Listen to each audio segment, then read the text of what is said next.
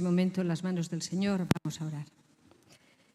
Señor, cuántas gracias te damos por lo que hemos podido cantar esta mañana, por alabarte de todo corazón, y sobre todo por venir a escucharte. Queremos sentarnos a tus pies y escuchar lo que tienes hoy para decirnos. Señor, bendícenos, abre nuestros oídos, nuestras mentes y también mi boca para hacerlo con sabiduría que solo puede venir de lo alto. En tu nombre, amén. Pues contenta de estar con vosotros esta mañana. De verdad es un placer veros. Os queremos mucho y cuando estamos aquí pues gozamos de esa presencia y de ese calor vuestro. El tema que me dio el pastor fue la esperanza, lo último que se pierde. Y entonces voy a intentar con dos textos bíblicos ir a donde podamos en cuanto a la esperanza e intentar que no se pierda, ni que sea lo último ni lo primero. Vamos a leer dos textos bíblicos. Hebreos 6, del 18 al 20, es el primer texto que voy a leer, es muy cortito, y luego leeré 1 Tesalonicenses 1, versículo 3, pero vamos a buscar primero Hebreos. Yo lo voy a leer en una traducción un poco más fácil quizá de entender que el que normalmente leemos en la Reina Valera, pero vamos a leer, escuchadme, y si lo podéis tener el texto también a mano, será bueno que lo sigáis y veáis un poquito la conexión, porque hay conexión en las dos traducciones. Hebreos 6, del 18 al 20, dice la palabra del Señor: es imposible que Dios mienta. Por lo tanto, los que hemos acudido a Él en busca de refugio, podemos estar bien confiados aferrándonos a la esperanza que está dentro de nosotros. Esa esperanza es un ancla firme y confiable para el alma. Nos conduce a través del velo al santuario interior de Dios. Jesús entró allí por nosotros. Él ha llegado a ser nuestro eterno sumo sacerdote, según el orden de Melquisedec. Ahora nos vamos a Primera de Tesalonicenses 1:3. Y este texto será para la última parte del mensaje. Vamos a dedicarnos la primera parte a lo leído en Hebreos. Dice así el apóstol Pablo, Silvano y Timoteo, dice muchas cosas y dice: acordándonos sin cesar delante del Dios y Padre de la obra de vuestra fe, del trabajo de vuestro amor y de vuestra constancia en la esperanza de nuestro Señor Jesucristo. Estos son los dos textos. Vamos a ir al primero. Tened la Biblia abierta porque vamos a ir estudiándolo poquito a poco. Pero quiero deciros, porque os van a poner, creo que os van a poner el guión. ¿Lo tenéis? Bueno, os van a poner el guión. En el guión vais a ver que en principio empezamos con una pequeñita introducción en cuanto a la esperanza y a lo que es la carta a los hebreos. En cuanto a la esperanza, os puedo decir que hoy día está faltando muchísimo. Todos nosotros nos desesperamos con mucha facilidad. Cuando las cosas nos van bien, la esperanza aumenta, pero cuando las cosas nos van mal, la esperanza parece que es como una especie de tubo que se va saliendo de nuestra vida y empieza a faltar. Entonces, vamos a ver cómo podemos mantener esa esperanza. Pero lo cierto es que el mundo, dice la Biblia, está sin Dios y sin esperanza. Y solo hace falta ver las noticias, ¿verdad? Miramos las noticias y nos quedamos helados por la cantidad de personas hoy, con razón, sin esperanza en este mundo. Esta mañana es domingo, ¿verdad? Y hoy he recibido ya, no recuerdo, el número de llamadas con personas desesperadas. Alguien porque se le está muriendo el esposo, alguien que se le está rompiendo su familia, desesperados, buscando ayuda en lo que sea para la desesperanza. Por eso, desgraciadamente, los suicidios están creciendo exponencialmente. Y no os digo nada que vosotros no sepáis. Ahora, esta carta a los hebreos, que quizá no es una de las cartas que más leemos, es un canto, de alguna manera, a la esperanza. ¿Qué era esta carta? Era una carta que escribió alguien desconocido, no sabemos quién la escribió, pero que iba dirigida a un grupo de creyentes que eran judíos que habían abrazado la fe cristiana. Y ellos formaron, me imagino, un grupo, pero también estarían dispersos. Y el que escribió esta carta lo hizo para que esas personas creyentes que estaban pasando por una grandísima persecución, habían perdido sus trabajos, habían perdido sus casas, habían perdido todo, el Señor en esta carta les quiere dar, a través de la persona que lo escribe, el Espíritu Santo quiere llegar a ellos para decir la esperanza, que mantengáis la esperanza. Fue una carta escrita más o menos un poquito antes, suponemos, del año 70 después de Cristo, como cualquier otra carta. El tema principal es Jesucristo es superior a todo.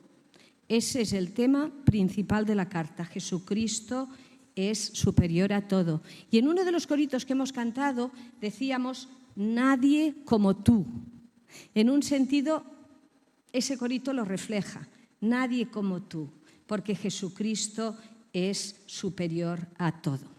Entonces, como veis, vamos a ver un primer punto, posibles causas para perder la esperanza. Hay montones de causas o causas para perder la esperanza, pero yo voy a decir 3.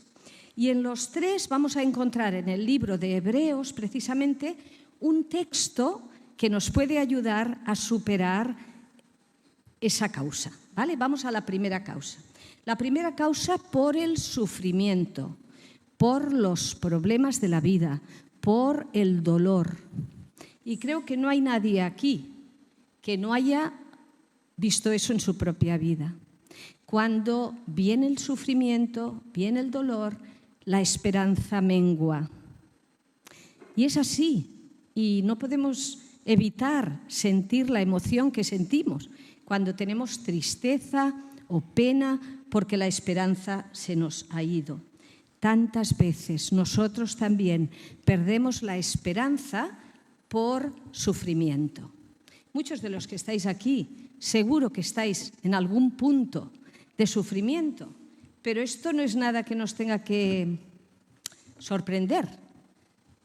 El Señor nunca prometió a los creyentes que en este mundo vivirían en una Disneylandia.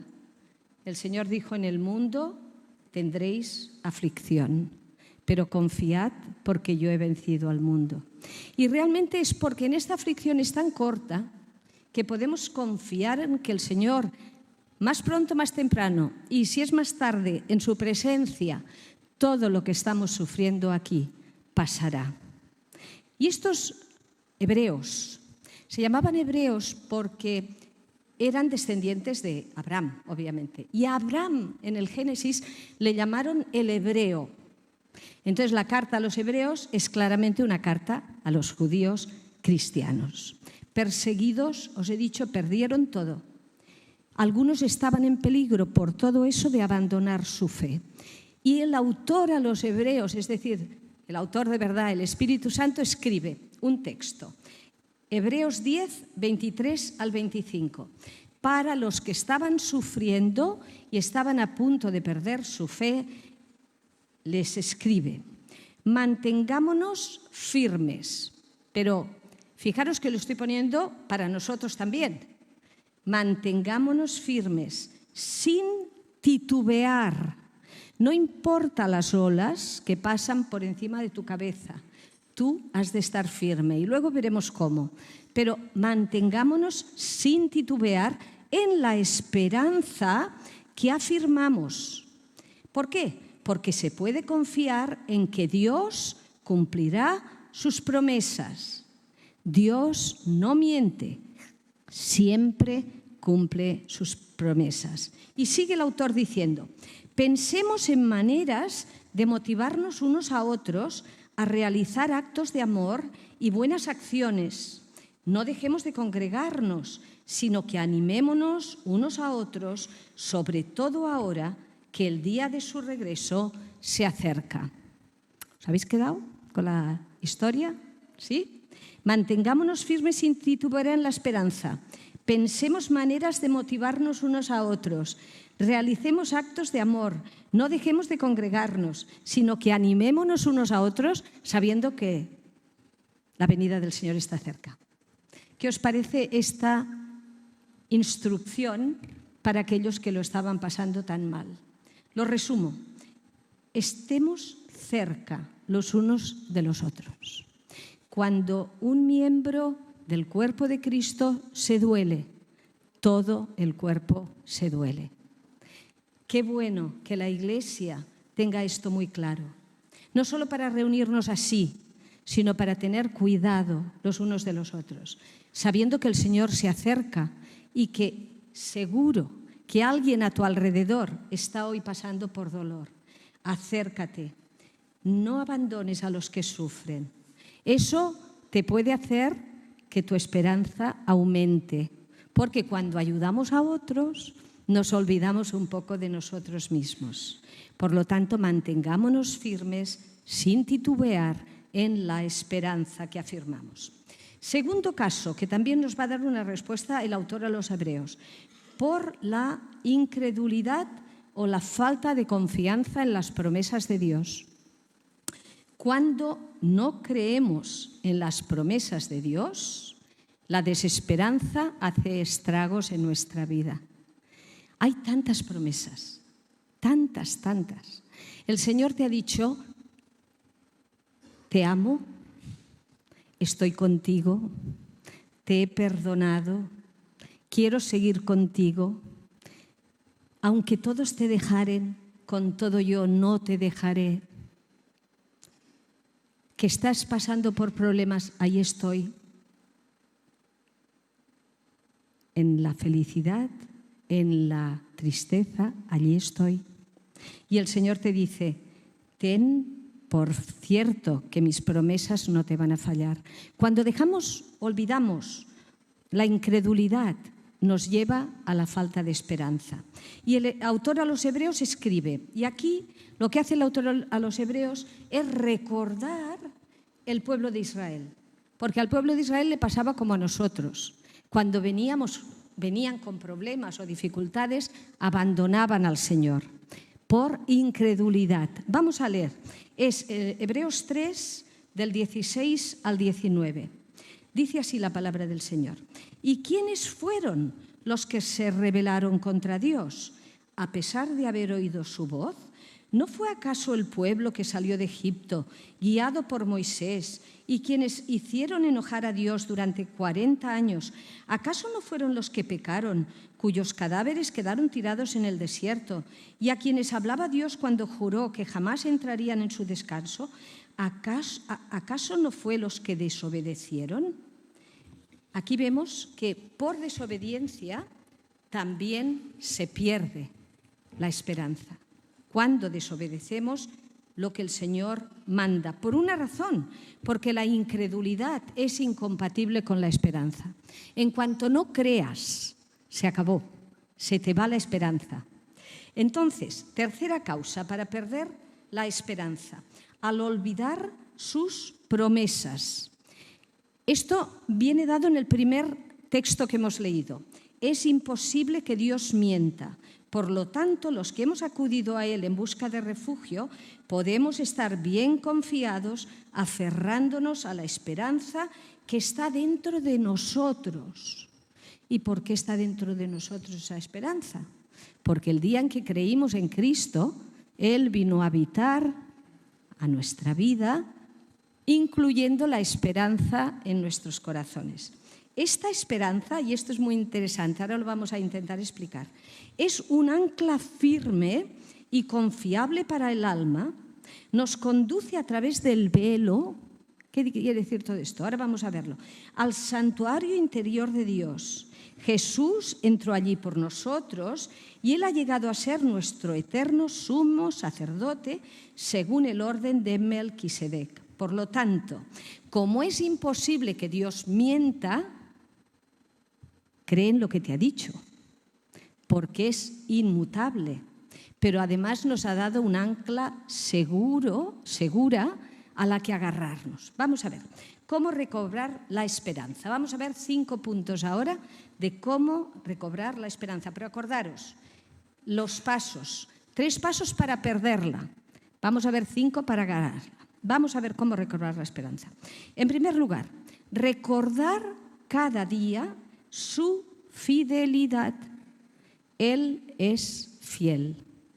Él es fiel y cumplirá todo lo que ha prometido. Este escrito que hemos leído, el último, es imposible que Dios mienta, el que hemos leído al principio y ahora, tiene que ver con el pacto que Dios hizo con Abraham al prometerle un hijo. Y ahí se dice, este hijo, ¿vale?, iba a ser como el precursor de la bendición de Dios sobre su pueblo, porque de este hijo iba a venir otro hijo, con mayúscula.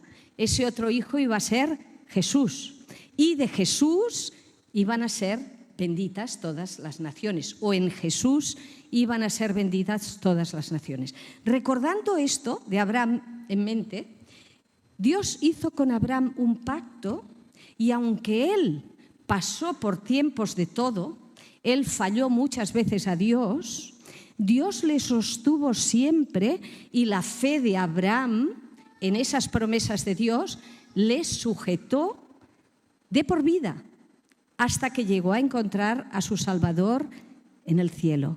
La fe de Abraham le sujetó y pudo ser amigo de Dios a pesar de todo lo que hizo.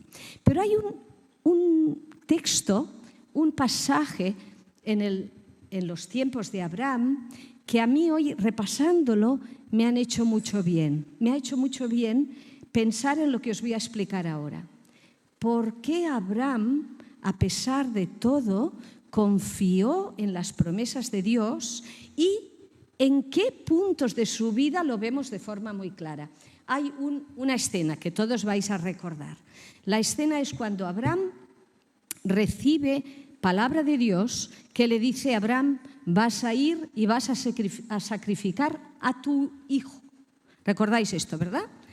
A Abraham se le pide que sacrifique a su hijo. Abraham podía haberle dicho a Dios, pero Señor, si tú mismo me has dicho que este hijo va a ser el que a través de su generación y generación hasta llegar, él no lo sabía lo de Jesús, pero me entendéis, Abraham sabía que iba a venir algo mucho mayor de aquel hijo, que sería un pueblo escogido. ¿Cómo me pides que sacrifique a mi hijo?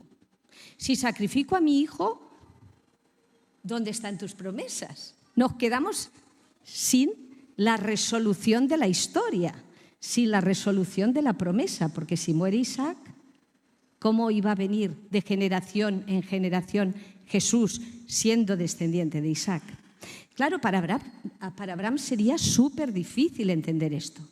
Y me imagino a Abraham yendo con Isaac, que por cierto no era un niño pequeño, porque en los dibujos de la escuela dominical a veces se ve a Isaac como un niño pequeño al lado de su padre Abraham. No era un niño pequeño, era un adolescente, lo cual implica que tenía fuerza para un padre bastante mayor de pegarle un empujón y tirarlo. Y van los dos para el monte, que tampoco era tan extraño, porque la cultura en aquel tiempo, y sobre todo en la cultura de Abraham, los sacrificios humanos pues eran, antes de que él conoció al Dios de verdad, pero para el Dios de verdad no podía darse sacrificios humanos.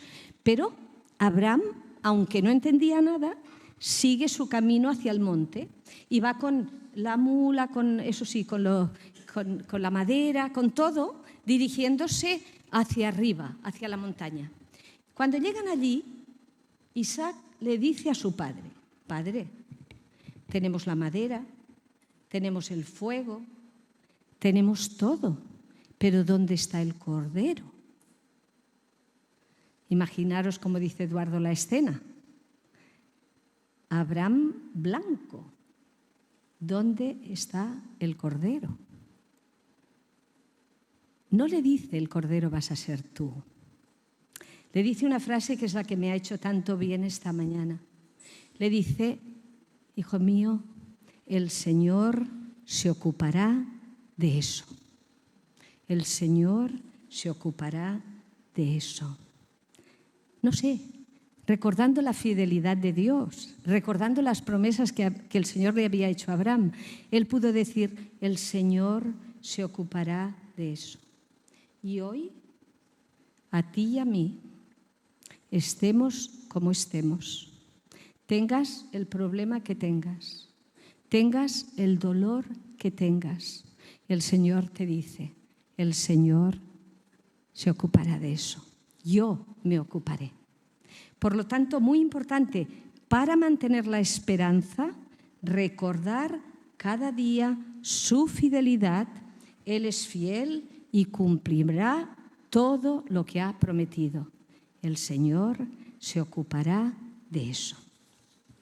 Segundo, disfrutar de nuestra relación con Él. O sea, primer punto para recobrar la esperanza. El Señor se ocupará de eso, Él es fiel. Segundo punto, disfrutar de nuestra relación con Él. Y fijaros que he puesto entre paréntesis algo. Él es nuestro reposo. ¿Cuánto reposo necesita el hombre y la mujer de hoy? Estamos agotados. Hagamos lo que hagamos, trabajemos en lo que trabajemos. Estamos agotados. Y la carta a los Hebreos, sobre todo el capítulo 4, va lleno del reposo. El reposo que el Señor nos quiere dar. Por lo tanto, disfruta de tu relación con Él. Él es nuestro reposo.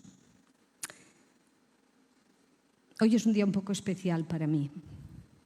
Tristemente especial, en un sentido. Hace 5 años yo estaba dando unas conferencias en el sur de España y a la 1 de la madrugada sonó el teléfono. Claro, cuando suena el teléfono a la 1 de la madrugada, siendo psicólogo puede ser cualquier cosa, pero puede ser algo malo. Mi cuñada me llamó para decir que mi hermano había muerto en un accidente de moto.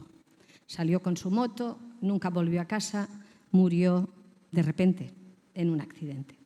De eso hace hoy 5 años. Y hoy al repasar, pensaba, Señor, cuánto reposo. Reposo para Él, pero también reposo para nosotros, porque cuando disfrutamos de nuestra relación con Él, no lloramos como los que no tienen esperanza. Por eso es nuestro reposo. Las promesas hechas a Abraham son también para nosotros. Y hay un texto en Hebreos 4:11 de este capítulo 4 que habla tanto del reposo que dice: procuremos pues entrar en aquel reposo. Tenemos que procurar entrar, eso ya es cuestión nuestra. El Señor es nuestro reposo, pero tenemos que procurar entrar en aquel reposo, porque las bendiciones de la palabra son para nosotros, para el pueblo de Dios. Hebreos 4:9 dice, porque queda un reposo para el pueblo de Dios. Y pensando en el reposo, este texto de Hebreos 4 está muy estudiado por diversos teólogos. Algunos piensan que el reposo tiene que ver solo con cuando encontremos al Señor al morir. Pero hay otros autores, otros teólogos con los cuales coincido, que dicen que el reposo es desde el momento de la conversión. Cuando tú entregas tu vida a Cristo, entras en el reposo. La vida va a seguir luchando y la vida va a seguir haciendo cosas y vas a tener dolor, pero en alguna forma muy especial entras en el reposo. El reposo tiene en este caso 3 momentos. El primer momento, el momento de la salvación. Encuentras el reposo en el momento que te conviertes al Señor. Y eso no es por lo que tú hagas. Eso, por más que nos extrañe en un contexto en el que es muy importante lo que tú haces para salvarte. En la palabra del Señor no está así.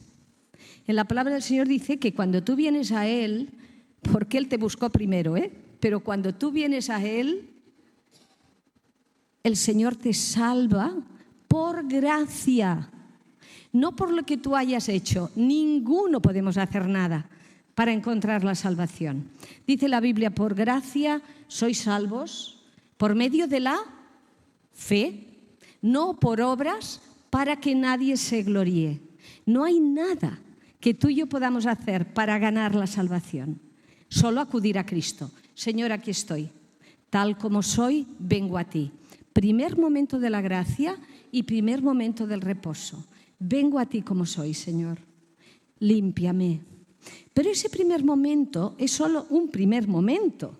Si no es que el Señor te lleva en aquel momento que ya se acabó. Si el Señor no te lleva en aquel primer momento, tienes por delante un camino. Y ese camino es el que estamos todos los que estamos aquí.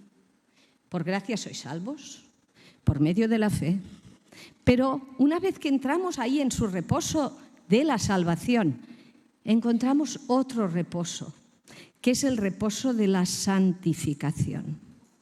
Y no podemos quedarnos solo con el reposo de la salvación. Sí, si no morimos en aquel momento, sí. Pero si no, el Señor está haciendo algo en ti y en mí para que seamos más como Jesús en todo este proceso de la santificación. Por eso dirá el Señor, ahí sí, cuidaos de vuestra salvación. Pero no de la salvación que acabo de hablar, sino de esta. Seguimos siendo salvados a través de la sangre de Cristo, que no es como un río, es como unas cataratas que caen sobre nosotros. Entonces, en ese proceso de la santificación es importante notar que hemos de hacer mucho más de lo que hacemos. El proceso de la santificación ya es un trabajo. El Señor ya no quiere que vivas como vives. El Señor ya no quiere que hagas lo que haces si estás fuera de su voluntad. El Señor quiere que tú cambies, porque hay un texto en Tesalonicenses que dice, la voluntad de Dios para vuestras vidas, es muy interesante, sobre todo viniendo de un psicólogo, la voluntad del Señor para vuestras vidas es vuestra santificación. No dice que es vuestra felicidad. ¡Ah, sorpresa! La voluntad de Dios para vuestras vidas no es vuestra felicidad, es vuestra santificación. Lo que pasa es que por la vía de la santificación vamos a llegar a la felicidad, porque ahí hay un descanso. Señor, me muevo a pesar de que estoy en la rueda del molino, me muevo hacia ti, quiero cambiar por ti, quiero que me ayudes a ser nueva criatura por ti. Explicaba en el otro culto que si nosotros tenemos un jarrón muy bonito, de esos muy bonitos, pero que no tiene ninguna fisura ni ninguna rendija, si le ponemos una vela dentro, la luz no se va a ver, se apaga. Una figura, un jarrón precioso, sin fisuras, prueba a hacerlo, ponle una vela. Verás lo que dura la luz, nada. Además, desde fuera no se va a ver. ¿Cómo se va a ver la luz de Cristo? ¿De qué manera se va a ver la luz de Cristo a través de ti cuando has pasado por la casa del alfarero? Pasas por la casa del alfarero y el Señor en su misericordia te rompe, genera unas fisuras y a partir de ahí puedes decir, ya no vivo yo, vive Cristo en mí. Entonces, no tenemos que perder la esperanza cuando estemos pasando por diversas pruebas. Es el trabajo de Dios en nosotros. Y la esperanza que tenemos en Él se va a ver cuando ese jarrón esté roto. Porque ¿de qué van a gloriarnos? No tenemos nada que no hayamos recibido. ¿Qué somos? Nada. Nada al cuadrado o a la enésima potencia, que es más. Nada. Cuando llegues a la conclusión de que no eres nada, entonces verás cómo el Señor puede generar en ti una esperanza de santificación. Y por último tenemos el tercer tiempo del descanso, el tercer tiempo del reposo, que es la glorificación. Pero ese sí que vendrá cuando veamos a Cristo. Dice que seremos transformados. Una vez que el Señor nos lleve con Él, seremos transformados de tal manera, le veremos a Él tal como es, pero nosotros ya habremos pasado por esta tierra, habremos creído en Él, habremos buscado en su palabra la forma de agradarle y llegamos a la otra vida. Y a veces pienso, Señor, tengo que orar mucho sobre este punto, porque voy a llegar a la otra vida salva por tu gracia. Pero, ¿qué me va a decir Jesús? Me va a decir, ven, buen siervo y fiel. En lo poco has sido fiel. O me va a decir, ven, has hecho lo que te he pedido a través de mi palabra. O me va a decir, pasa deprisa, porque eres salvo como por fuego. No quiero que el Señor me diga eso. Y como a mi hermano, el Señor me puede llevar en cualquier momento, que no tenga tiempo para prepararme. Tengo que buscar la santificación y cuidar de eso con temor y temblor. Porque mi vida tiene que ser un reflejo de aquel que murió por mí. Ya no vivo yo. Se me ha roto el frasco. Vive Cristo en mí. Entonces, estos 3 tiempos de la gracia nos hacen, en un sentido, la redención completa, hasta que lleguemos a su presencia y seamos glorificados. Pero entonces, ¿qué tiene que ver esta parte del texto con la última del ancla y el velo? Es muy, muy interesante, os voy a explicar. Porque ahí ya viene una responsabilidad nuestra, la de agarrarnos a la esperanza, ¿vale? Hemos dicho, somos salvos, vamos siendo santificados, pero en ese camino hacia la gloria tenemos que agarrarnos al ancla, asirnos al ancla. Os voy a volver a leer un momentito este texto. Dice, espérate, me lo encuentro. Dice, por lo tanto, los que hemos acudido a Él en busca de refugio, podemos estar bien confiados agarrándonos a la esperanza que está dentro de nosotros. Esa esperanza es un ancla firme, confiable para el alma, que nos conduce a través del velo al santuario interior, donde Cristo ha entrado como sumo sacerdote. ¿Qué es eso? Está hablando del templo, ¿vale? Del templo de los judíos. El templo tenía 2 partes, pero había una parte que era el lugar santísimo. Ese lugar santísimo tenía un velo, ¿vale? Y no podía entrar, la gente no podía entrar ahí, porque ahí estaba el arca del testimonio. Ahí estaba el arca y entraba una vez al año un sacerdote especial con la sangre de unos animales a ese lugar que era como el propiciatorio. Esa sangre era como si se rociara para quitar los pecados.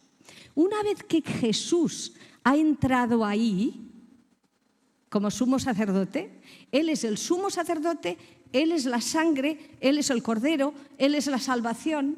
Y dice, agarraos al ancla que está firmemente unida al lugar santísimo.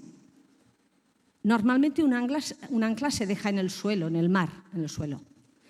Y este ancla, nos dice la palabra, está sujeta al arca como testimonio de que Cristo es nuestra salvación.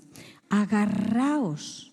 Pero agarraos ya no es que vengan a agarrarte, te tendrás que agarrar tú. El Señor te está diciendo, agárrate al ancla, agárrate al ancla. Si tú dices que sí y te coges a Cristo, Cristo te salva. Repetimos, por gracia sois salvos. Pero si tú ya has dicho que sí, sigue agarrándote al ancla. Para el enemigo de nuestras almas es muy fácil decirte, eres salvo.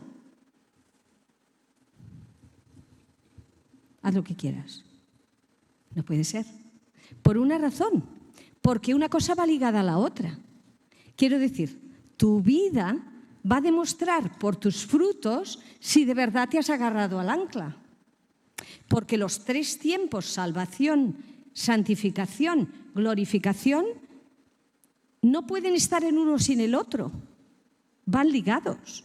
¿Eres salvo? ¿Tienes vida? Vas a dar frutos. La parte de santificación. Y vas a llegar a la presencia del Señor. Pero lo que no podemos es, nos quedamos con que somos salvos, quitamos la parte de la santificación y el Señor ya nos llevará. Pues en su misericordia quizás sí, pero hay mucho que hacer. Por eso el segundo texto del que os he dicho que os iba a hablar. Segundo texto, si lo queréis volver a buscar. Primera de Tesalonicenses 1:3. Dice el apóstol Pablo, que escribe con Silvano y Timoteo a la iglesia también sufriente de Tesalónica. Les dice, acordándonos sin cesar delante del Dios y Padre de la obra de vuestra fe, pero espera. Acordándonos sin cesar, le dice el apóstol Pablo, de las obras, pero ¿no has dicho, Esther, que por obras no es? Claro que no. No somos salvos por obras, pero somos salvos para obras las cuales el Señor preparó de antemano para que anduviésemos en ellas. Entonces, lo podemos decir de alguna manera, la salvación no es por obras, pero es para obras. Si no damos las obras, es que tenemos que dudar que haya salvación. Es como si plantamos un árbol. Plantamos un árbol y este árbol no da nada. Pues no tiene vida, pues lo cortaré, pero además es bíblico también. No hay vida. Si hay vida, tiene que haber obras. Entonces, que nadie nos diga, es que vosotros los evangélicos lo tenéis muy fácil, porque como no sois salvos por las obras, y les tenéis que decir, no. No somos salvos por obras, pero sí para obras, que el mundo tiene que ver, que Dios había preparado para ti y para mí, para que anduviésemos en ellas. Por lo tanto, ¿podemos vivir como queramos? Va a ser que no. ¿Podemos vivir como queramos? Va a ser que no. Jóvenes, va a ser que no. El mundo es precioso, rosa, color de rosa. Rasca un poquito, ¿te enteras? Va a ser que no. Somos salvos no por obras, pero para santificarnos en su obra, haciendo obras. Por lo tanto, el apóstol Pablo dice, por la obra de vuestra fe, del trabajo de vuestro amor. ¡Ay, del trabajo de vuestro amor! En el otro culto me he enfadado un poco, aquí va a ser más leve. El trabajo de vuestro amor. Lo supieron que eran de Cristo por el amor. ¿Qué pasó en los primeros tiempos de los cristianos? Lo sabrán por el amor. Por el amor sabrán que eres salvo. ¿Dónde está nuestro amor? Vivimos yo mime conmigo, si queda algo para mí y el resto del mundo ya se apañará. Hacemos cosas que dejamos a personas tiradas. Nos da igual, cada uno que aguante su vela. ¿Habéis oído esta frase? Nos da igual. El trabajo de vuestro amor. Amar es una decisión, a ver si nos enteramos. Amar no es una emoción. Yo amo si lo siento, no, perdone, usted tiene que amar por mandato. Amaos unos a otros. Segundo mandamiento. Y cuidaos unos a otros y haced cosas los unos por los otros. Lo sabrán por el amor, no lo sabrán por lo bien que cantamos. Y cantamos muy bien, ¿eh? Teni, fantástico de la muerte. Pero no lo sabrán por lo bien que cantamos. Te vas al Orfeo de Sants y también. No lo sabrán por lo bien que cantamos. No lo sabrán porque seamos maravillosos haciendo, yo qué sé, lo que vosotros queráis. Me gusta pintar porque pinto bien. No, lo van a saber porque tienes un trabajo de amor que hacer en la Iglesia de Cristo. Quiero que lo pienses de verdad. ¿Estás atento a lo que hay a tu alrededor? ¿Estás atento a pensar quién puede necesitarme hoy? Veo a aquella persona, no la conozco, pero a lo mejor, o sé que aquella persona está sufriendo, voy a llamarla, o sé que aquel está enfermo, voy a estar por él. El trabajo de vuestro amor, el camino de la santificación, incluye vuestra fe para que se vea en obras y vuestro amor. ¿Me habéis entendido? No podemos vivir de otra manera. El árbol que no da fruto se corta porque ya no ha tenido vida nunca. Y ahí tenemos que ver el fruto de nuestro amor. Y, por último, dice, y de vuestra constancia en la esperanza. Y eso nos retrotrae al principio de la charla de hoy. La constancia en la esperanza. Pases por donde pases. Sé constante. No pienses que Dios puede mentir. No dudes que Dios puede mentir. No dudes que Él no te cuida. No dudes que Él no te ama. No dudes que Él no está contigo. No dudes. La constancia en la esperanza. Cuando las cosas van bien y cuando las cosas van mal. Cuando van mal es cuando se ve si de verdad somos constantes en la esperanza. Por último, punto 5, decidir seguir a Cristo, que es el camino que nos va a llevar a la salvación. He decidido seguir a Cristo. Pero no acaba ahí el corito, los que somos más viejos. He decidido seguir a Cristo, no vuelvo atrás, no vuelvo atrás. El Rey de Gloria me ha transformado. Los niños decían, no vuelvo atrás, no vuelvo atrás. He decidido seguir a Cristo y no le voy a abandonar porque es mi esperanza. Y estoy asida, agarrada al ancla que está sujeta dentro del velo en el santuario. Porque allí la sangre de Cristo murió por tus pecados y por los míos. Si nunca has hecho el paso de conocer al Señor, hoy es día para que le digas, Señor, quiero tener la esperanza que nunca he tenido. Señor, a lo mejor no sé mucho, pero quiero tener la esperanza. Pero sobre todo, como hay muchas más personas creyentes aquí, te quiero instar a que no olvides que la esperanza también se manifiesta en la fe y en las obras de amor. Demuéstrale al mundo que has nacido de nuevo haciendo lo que debes hacer. Cristo, tu esperanza. Cristo, la esperanza de gloria. No hay nadie que te pueda salvar como Él, porque nadie ha muerto en la cruz por ti. Nadie ha dado su sangre por ti. Solo Cristo salva. Vamos a orar. Señor, cuántas gracias te damos por esos 3 pasos para llegar a la glorificación. Gracias, Señor, porque un día viniste a esta tierra despojándote de todo. En ti vimos tan claro la obra de amor, que amaste tanto al mundo que enviaste a tu Hijo para que nos pudiera dar vida eterna. Y, Padre, te damos las gracias por tu Hijo. Te damos las gracias por enviarlo aquí, porque pudo vivir entre nosotros, pudo sufrir con nosotros y pudo conocernos hasta el extremo, porque es humano. Señor, gracias, gracias, gracias por venir. Pero también te damos gracias porque nos ayudas en el proceso de santificación, nos limpias cada día con tu palabra. Gracias porque nos das ese camino nuevo, donde podemos, en un sentido, morir al mundo para morir a todo lo que nos llama la atención, pero que no es tu voluntad, y vivir para ti. Señor, ayúdanos a tener una vida de verdad, de esperanza, sabiendo que un día te veremos tal como tú eres y que aquel día no queremos avergonzarnos, Señor, por haber vivido una vida pobre. Te rogamos que nos ayudes a entender que todo lo que nos pasa en la vida, que nos parezca bueno o malo, nos ayuda bien. Señor, no lo entendemos, pero no hace falta.